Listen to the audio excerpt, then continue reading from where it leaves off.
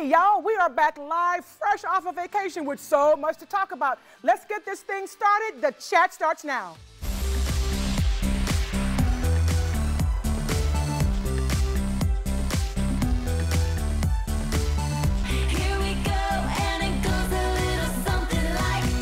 Hello, everyone, and welcome to the chat. I'm Tony Fox, Henny Bonnie, guest host, Amy West, all on the panel today. I'm so happy to be back. Lovely ladies. Vacation was nice, but I was ready to get back to this. I'll tell you what, I was so busy last week, Disney, then Daytona for the Country 500. I had to go to work to rest.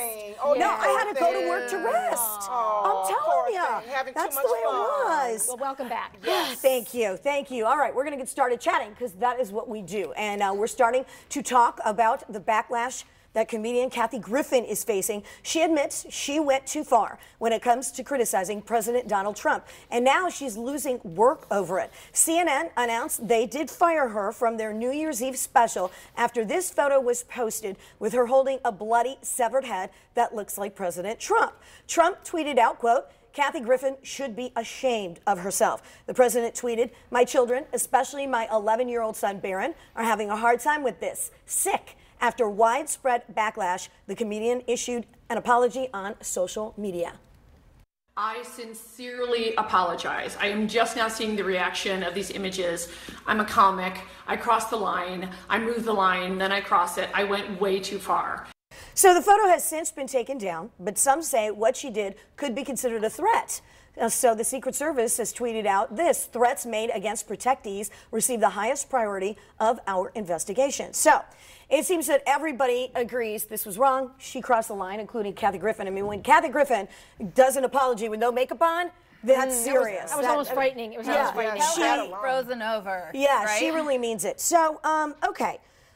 I mean, first, you know, we could ask the question, why would she think it would be okay? You know, we have the late night hosts who constantly do that, but I mean, she actually held up a severed head of President Trump. So, what are the thoughts here, ladies? Like everyone, I think obviously she went way, way too far. I think that she thought because she is known as that person that just kind of says it and she's always gotten away with it. Well, not gotten away, she's gotten by with it, because there's a difference between getting away and getting by. She's got by with it all these years, and I think she just, she looked at all the other stuff, things that were going on with President Trump and thought, well, if they can say it, I can do this, and not realizing that there is a line.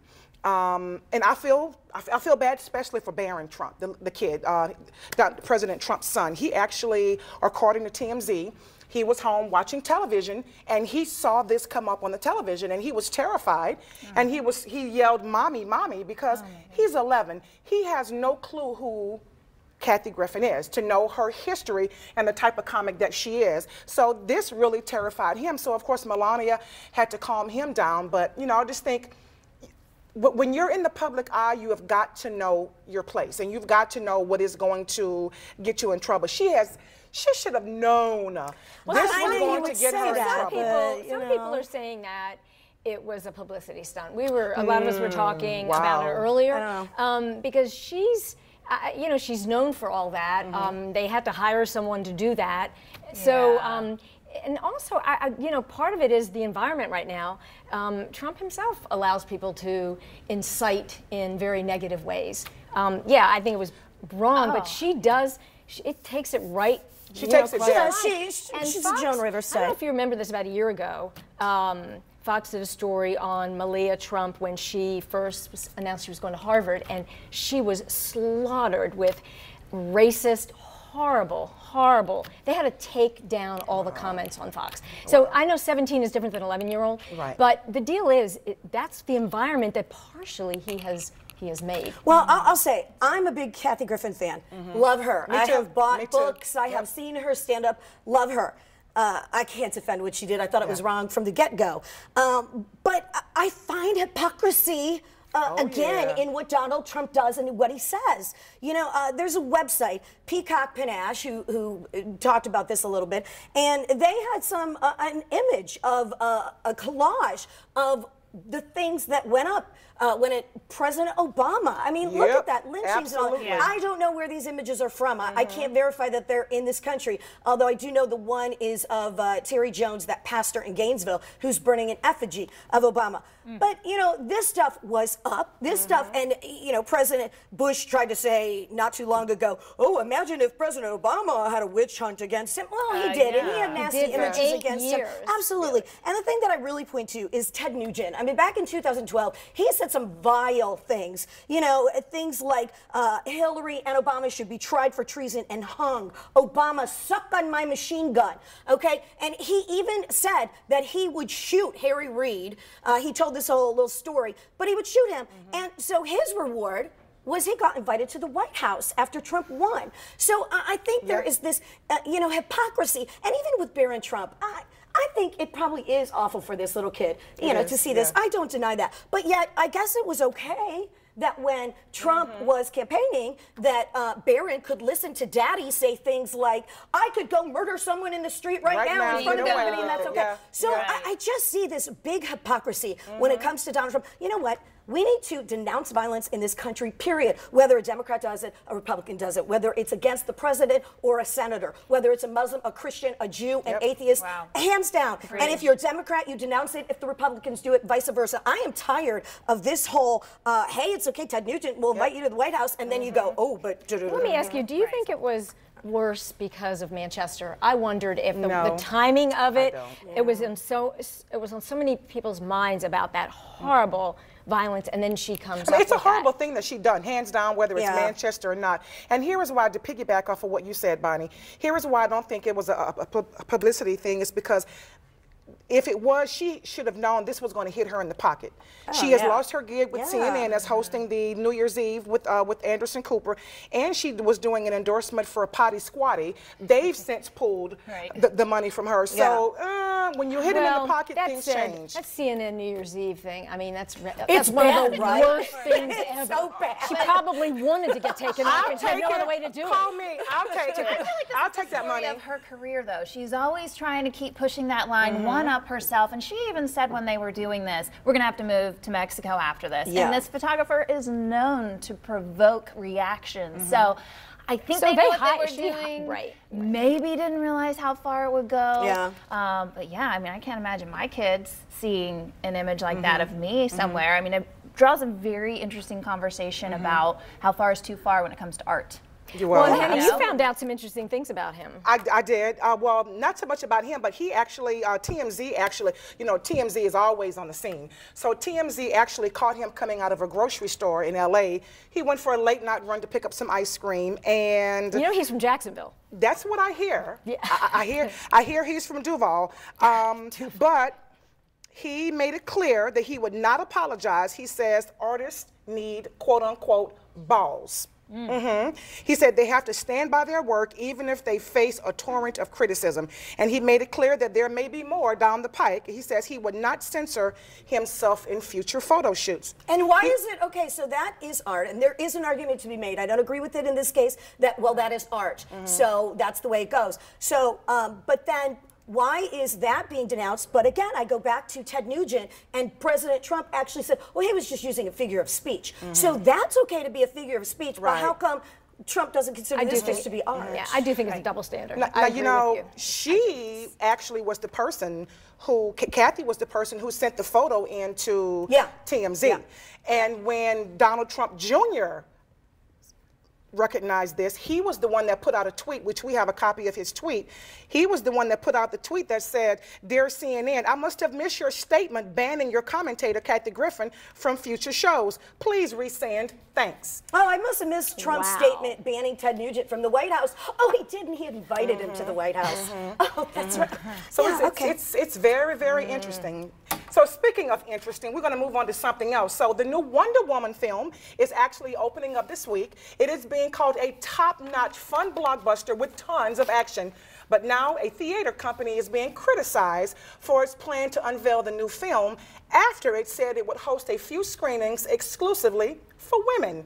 The Alamo Drafthouse says it wants to create a unique event that mirrors the all-women island that Wonder Woman lives on. Now, of course, some are calling it a sexist stunt. They've gone after the theater on social media, but then you have other people that actually want more exclusive screenings. So it's one of those things. So would you ladies want more women exclusive, or do you think it's a sexist thing? Oh, it's not sexist. I totally. Girl power. Yeah, I want my chick power. Right. There's some things that are just But more is there really a need for, with a movie like this, great movie, great movie, but is there really a need to say girls only? But you don't have to go to the girls only. No. Right, You right. can go to the boy-girl There's other dance movie if you want. times. Yeah. That's right. I It's not agree. like this is the only screening ever. Right. Now, I was just asking the question because I'm really in support of it. When I found out that this theater was actually going to give the proceeds of this to Planned Parenthood, they had my vote. So they're doing this for a cause. It's not just because. They actually are doing very well with ticket sales. They sold out. So they added 2 more shows for next Monday and Tuesday. For the for the New York location. Guess what? Yep, those sold out as well. Well, Wonder Woman, I mean, no question this movie's going to be a hit. I'll tell you what bothers me more than this is the fact that I was reading about Wonder Woman's costume and how it's changed so much from the comic book character, that it was very American and had American flag, red, white, and blue and all this stuff. And what they have done is they've changed it and made it more generic. And the reason is because these movies, they want the overseas box office receipts. And they're so big overseas that they don't want to Americanize things so I don't know much. if I and like it's that. not right. I don't know That if I like bothers that. me Yeah. more than the whole Yeah. female, screenings. Yeah. Well, that gets into globalization. I totally understand I know, that, but it's still like getting back to this whole like double standard thing, Yeah. we touched on that with the previous topic. I get it a little bit. Like if they said we're gonna have all guys viewing with the girls getting, I would love to go to that. Perhaps, right? Yes, You know, yes. I have to say, I wouldn't. I would think that would be not fair. Because I Okay. think Really? the guys would be colluding against us. We're not doing that. We're just having a good time with Here's our what girlfriends. I have to say about it. If you want to come, guys, come on. But seriously, all you snowflakes out there that don't feel like you're included, go on to Amazon.com, find your participation trophy and order it, and you can feel included. Because I mean, Ooh, seriously. Amy, you throwing shade today, It's girl. okay. Like there's another movie time you're gonna get to see the movie. I get it. We are really great. You don't want to miss out on an entire theater full of gorgeous women No. empowering each other, but you're just gonna have to wait for your turn. It's okay. Okay. Oh, Amy. All right. Very nice. Very Amy nice. has done. spoken. Amy has She's spoken. really- Dropping the mic. All right, drop the mic. Okay, well, something else people are debating about today, the closure of a burrito shop. The owners of Cook's Burrito in Portland, Oregon closed a pop-up Mexican food court after accusations of cultural appropriation. The restaurant and its owners, who are white women, were featured in a local publication where they shared that they had gathered their recipe and tortilla making process during a holiday road trip to Baja California Village. Now, many then complained that they stole their technique from the tortilla ladies of Puerto Nuevo, Mexico.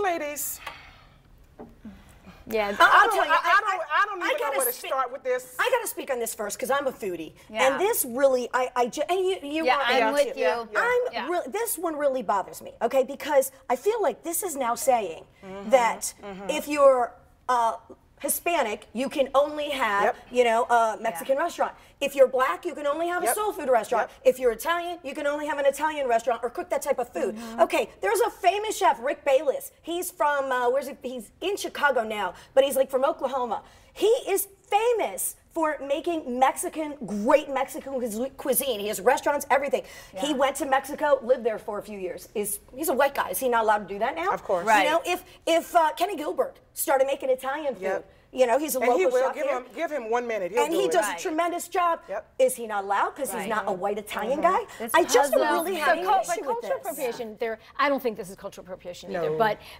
kind of the definition is that you're taking advantage of that culture. Yeah. And some comment about Portland was that there's a lot of racism against Mexican culture. So now here comes these two white chicks that are now taking their recipes, making the food, and taking advantage of something that they neither really invented nor cared that much about. But no, I mean, that's all. Rick Bayless didn't invent the Mexican cuisine. I mean, and by the way, recipes, and believe I have it correctly, you can't even copyright recipes. So you could technically, Rachel Ray could have a recipe, and I could take that and I could change one thing or not even change it. And make it Tony's famous pizza? Yep, Yeah, exactly. And to me, food, right, this is the culinary art, so it is really up to interpretation. Yes. I mean, there are no rules with this. I don't know. It puzzles me. Well, what's interesting is that the power of it was able to get them closed. Oh, That's what I don't very understand. sad. There must be something else going on because how is that possible? Yeah. I don't know, it's very Here's my upsetting. challenge with the whole thing. As you mentioned, if you're white, you can only cook American food. What happened with all these Asian and Chinese buffets that everybody go to, and one in particular that is well known, it has soul food, there's macaroni and cheese. On a Chinese buffet? Yes, there is. There's beans, there's candied yams, fried chicken, raw bell peppers. That is not Chinese at all. No. So is that saying that that restaurant shouldn't have those types of food? This is a bunch of hashtag BS is what it I is. feel like it's taking, you know, we have the cultural stereotypes, and I feel like instead of breaking down those walls, you know, a black person can't like Mexican or whatever, we are putting that back in those boxes and in those stereotypes by saying, oh no, you're not allowed to do that, you are not, you know, they're Hispanic. accomplishing the opposite of what they're, you know, screaming about. It's just everybody's got to have something to say I hope about they something. get their Come food on. truck opened up again. Callie and Liz, the owners. Right. I think they should fight for it and get it reopened again. Yeah. I And maybe really I'm do. misunderstanding cultural appropriation. No, I don't you're know, not. This but- is hashtag BS. But all right, well, support coming that. up next, she won the hearts of many as the sweet and beautiful Marianne from Gilligan's Island. But you can catch her in a different role this weekend at the Alhambra Dinner Theater. She's going to join us at the table when we come back. Next, New Ellen, it's